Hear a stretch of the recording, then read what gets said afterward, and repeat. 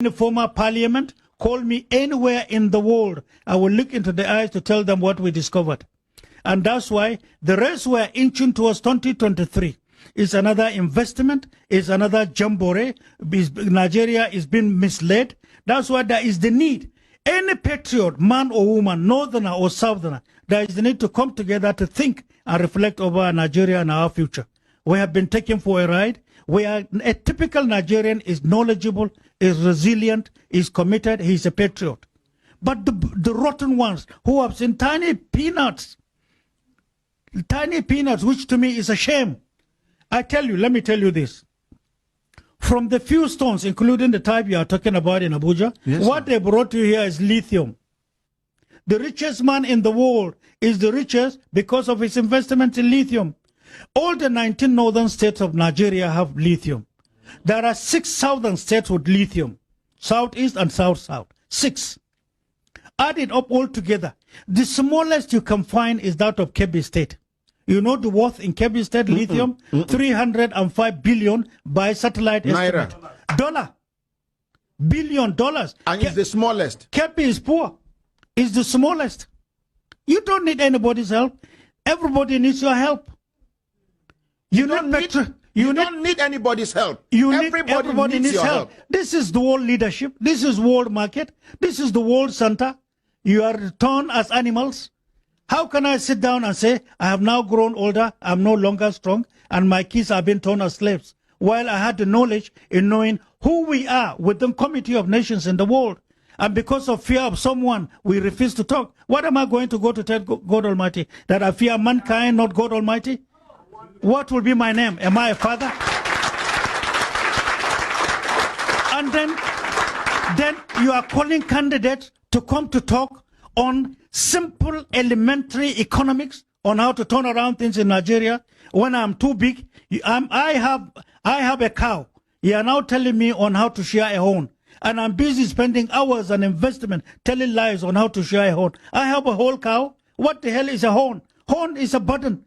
Of what consequence, of what relevance is a horn when I have a cow? You even decide to remove the horn. The horn, I don't need it. If it is horn that is the problem, take the horn, I dash you. Leave my cow. How come whole, what do you call it? Town hall meetings, blah, blah. You are talking on tiny little element. And that's why some of us are disgusted and disturbed. That's why we went on researches to know who we are and what we have.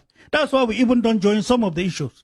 We have not come to the public to say we are campaigning. We are about to start. But our concern is education, sensitization to Nigerians to know that there are games all along dividing us. I tell you this, for example.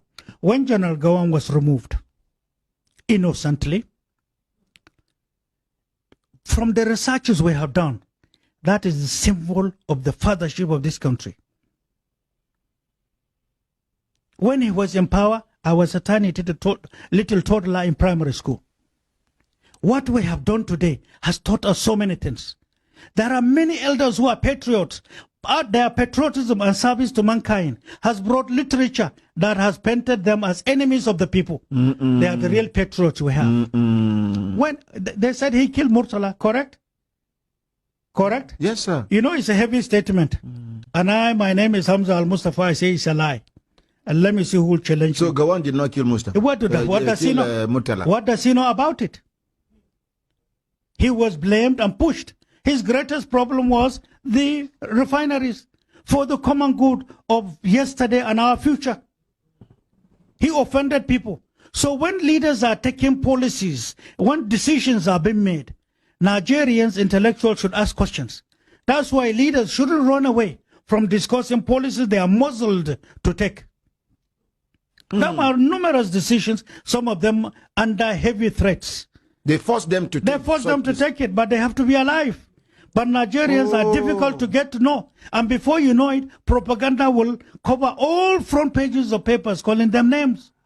That's why in Ghana, when Rawlings was alive, and when a certain information leaked to them by a body called Global Eagle Eyes Intelligence, Rawlings utilized it, brought a bill to the parliament and said, and I quote, every print paper every electronic means, radios and television, every blessed day, if you must broadcast, there must be a portion that you must sell Ghana for the world to come to invest. It became a law. It's a law in Ghana. If you must broadcast, you must print your newspaper or do your radio or television. There must be advert to Ghana. Every blessed day is a law. We can do it in Nigeria. But in Nigeria, we saw Rawlings did it, and it was fetching a lot of results. Their economy was picking up. They were managing. Nigeria, the destruction is the directive. Yes. The more oil they take, the more they destroy. Using and then foreign media and even local media. Our own even. There are budgets from 1972 to date. First, creating friction between religions. Creating problems between tribes. A budget. But there is a budget. There is budget 1972. I'm the one saying this. Let any body, let any organization take me to court. Then many things will come out. Hey! There is a game plan.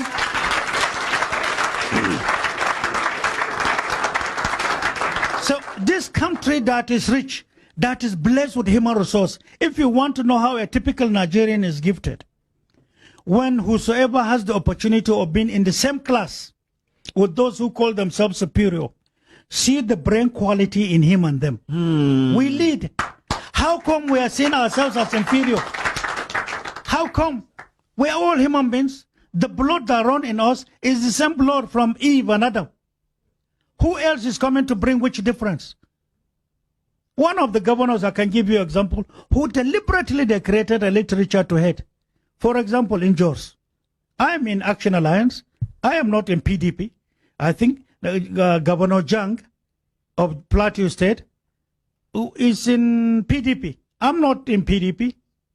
But what he did with the resources of the state on infrastructural development for the people, the same people who say, this man seems not to be hearing. The more he run things for the people, the more they paint him as enemy of Muslims because he's a Christian. Yaradua in Katsina. Infrastructural development in the same spirit with Jang.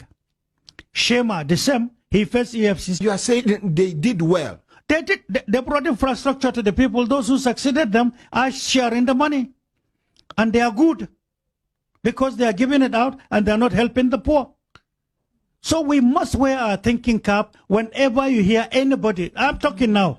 So what you are supposed to do to hear me talk is ask me questions. Prove me wrong. If I'm not done my homework, I can come here to talk. But there is no country I'm going to discuss and evaluate and spend my energy and time and take risk for its development other than the one God Almighty has created me into. I'm a Nigerian. There is no way I can exhibit this energy into. Any country I go to, I'm a foreigner. I want this country to occupy her position, and that's why we are here. That's why any candidate, I'll tell you this, and finally probably there are questions. I'll tell you this. Any candidate, me, starting from me, Hamza Al-Mustafa of Action Alliance, if you see me go to country A, while running towards election, and you refuse to ask me questions, who did I go to discuss in that country? What agreement did I go to sign in that country? What are the names of those people who invited me? Then take it that I'm a hypocrite, I'm selling Nigeria.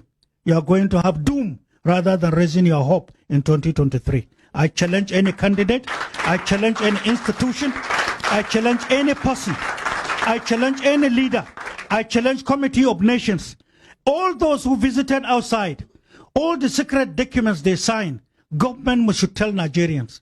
If the candidate is born enough, is great, he believes in Nigeria, he fears God Almighty, he is truly coming to be a leader and to provide leadership to Nigeria, should come to the fore and tell Nigerians the truth on earth. Because there are games going on. There are candidates that are thin as trash. They don't have the money, but they love the country. There are candidates are seen as precious gold because they have the money and they are ready to play games and they don't love Nigeria. Are we thinking, is Nigeria knowing where we are? Why should, some of us are hated, I know, because I will not accept. If the offense committed by the likes of Pazik and let Tafawa Balewa, Murtala, General Gawan, by Sani refineries, by Shagari, we will do a lot more. You will hate us, but remember, we understood what we did to our fathers. This is a new world order. Nigeria requires leadership that will think 360 plus. We shall conform with the new order.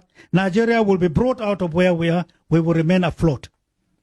Nobody will say this is the stereotype way of managing our foreign policy. Whoever tells you that, he's your greatest enemy to you and to your great-grandchildren in future. Thank you so much.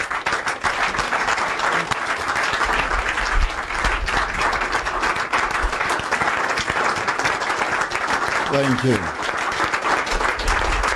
Thank you. Thank you. You may be seated. A very senior colleague in the industry sent me this message. He said, "Good morning, my ordinary president. Today you have a big catch. This is documentary in nature.